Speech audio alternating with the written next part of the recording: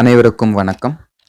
இன்னைக்கு நம்ம பார்க்க போகிற கான்செப்ட் ஹிக்ஸ் போசன் பார்ட்டிக்கல், அதாவது காட்ஸ் பார்ட்டிக்கல் என்று கூட இதை கூப்பிடுவாங்க. அப்படி இல்லைன்னா கடவுள் துகள் என்னலாமே. இதை ஏன் கடவுளின் துகள் அப்படின்னு கூப்பிட்றாங்கன்னு நினைக்கிறீங்களா? இதில் ஒரு சுவாரஸ்யமான கதை கூட இருக்குது. நம்ம காட்ஸ் பார்ட்டிக்கலை ஒரு சிம்பிளஸ்ட் ஃபார்மில் பார்க்க போகிறோம். இந்த காணொளியில் பார்க்க போகிறோம். அனைவரையும் பிரபஞ்சத்தின் சரித்திரத்துக்கு உங்களை அன்போடு வர வைக்கிறேன். வாங்க பயணிக்கலாம்.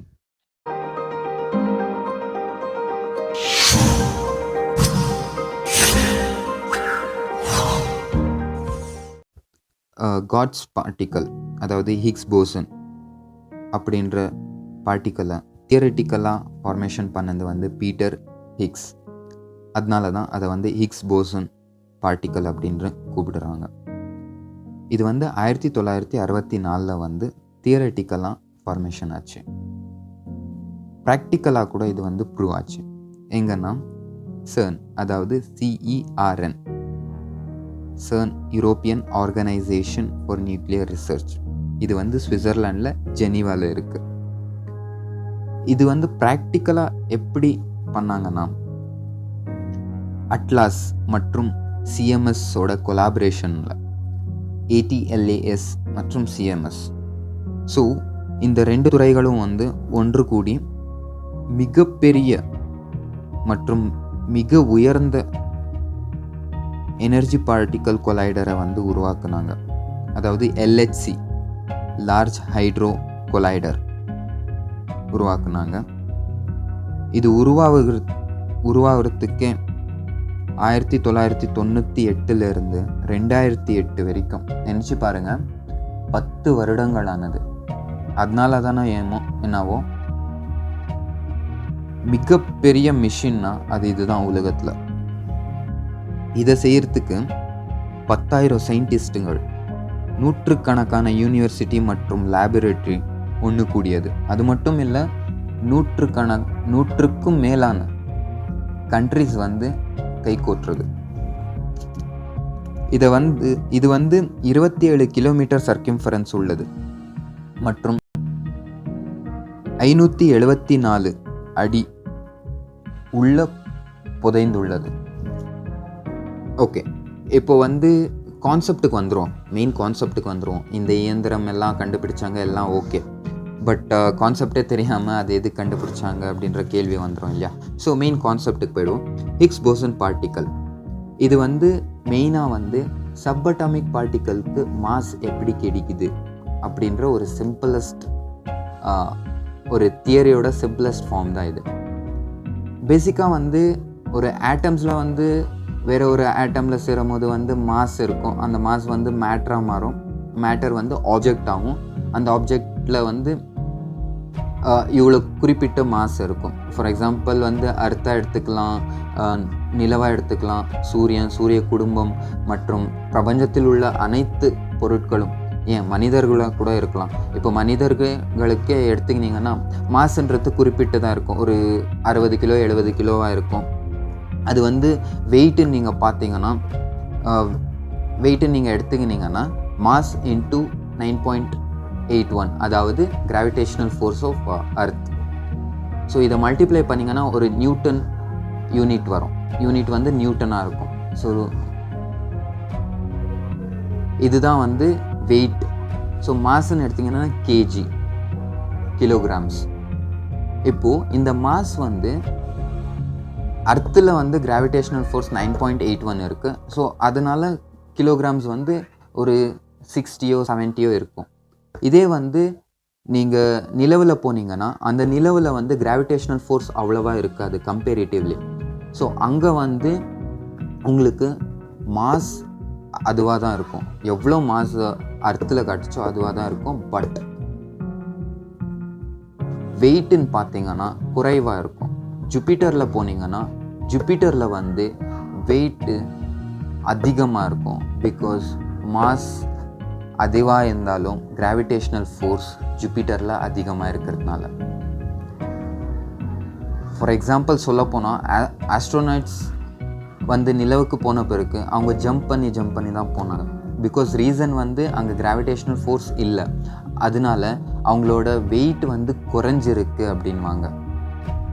எதனாலனா அவங்களோட மாஸ் வந்து அர்த்தில் எவ்வளோ இருந்துச்சோ அவ்வளோதான் இருந்துச்சு. ஆனால் கிராவிடேஷ்னல் ஃபோர்ஸ் கம்மியாக இருந்ததுனால அவங்களால வந்து அந்த வெயிட்டும் குறைஞ்சிருக்கும். It's a simple concept. ஓகேங்களா, புரிஞ்சிருக்கும்னு நினைக்கிறேன்.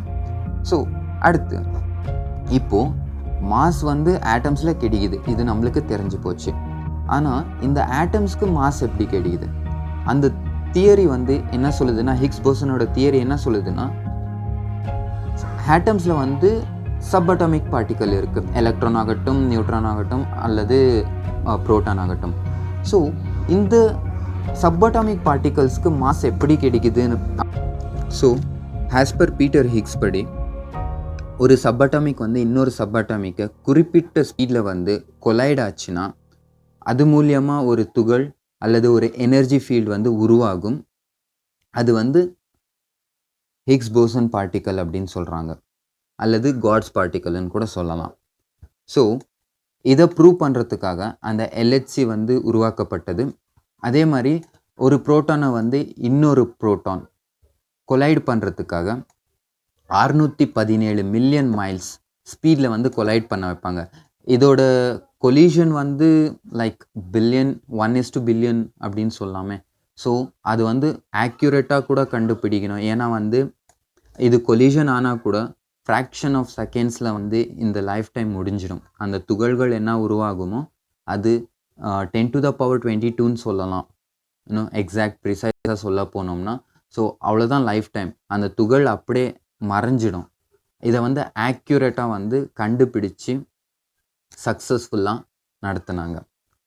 ஸோ சொல்லியாச்சு, இதுதான் simplest form of Higgs boson particle அல்லது காட்ஸ் பார்ட்டிக்கல். எல்லாம் ஓகே, காட்ஸ் பார்ட்டிக்கல் அப்படின்னு ஏன் கூப்பிட்றாங்கன்னு நினைக்கிறீங்க இல்லையா? ஸோ வாட் இஸ் த சுவாரஸ்யமான கதை அப்படின்னு கேட்குறீங்க இல்லையா? ஒரு புத்தகம் வெளியிட்டார்கள்.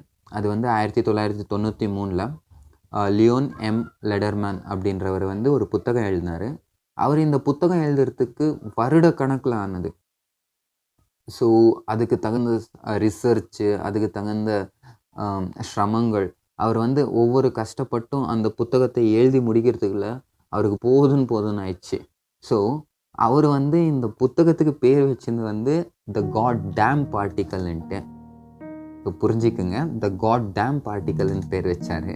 பட் பப்ளிஷ் அதே மாதிரி பேரில் பப்ளிஷ் பண்ணால் விற்பனை ஆகாது புத்தகம், இது வந்து ஒரு நெகட்டிவ் இம்பேக்ட் ஆகும் பிஸ்னஸுக்கு அப்படின்ற ஒரே கான்செப்ட்னால த காட் டேம் பார்ட்டிக்கல் வந்து த காட் பார்ட்டிக்கலாக மாறிச்சு. ஸோ நான் கேட்க போகிற கேள்வி இதுதான், சின்னதாக ஒரு இன்ட்ரெஸ்டிங்கான ஒரு கேள்வி தான். இதை வந்து த காட் டேம் பார்ட்டிக்கலாகவே இருக்கணுமா?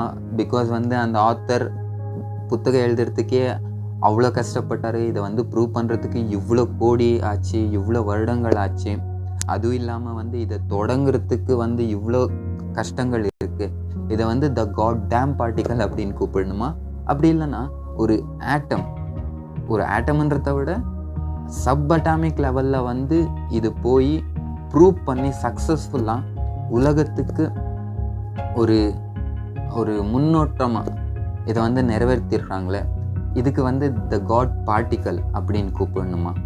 ஸோ உங்களோட கமெண்ட்ஸ் வந்து வரவேற்கப்பட்டது. எதுவாக இருந்தாலும் கமெண்ட் பண்ணுங்கள். கண்டிப்பாக இந்த வீடியோ பிடிச்சிருக்குன்னு நம்புகிறேன். ஸோ பிடிச்சிருந்துச்சுன்னா லைக் பண்ணுங்கள், ஷேர் பண்ணுங்கள். ரொம்ப பிடிச்சிருந்துச்சுன்னா சப்ஸ்கிரைப் பண்ணுங்கள். சப்ஸ்கிரைப் பண்ண மறக்காதீங்க. So please do subscribe and support us. And thank you so much. பிரபஞ்சத்தின் பயணத்தில் மீண்டும் உங்களை சந்திக்கிறேன். நன்றி, வணக்கம்.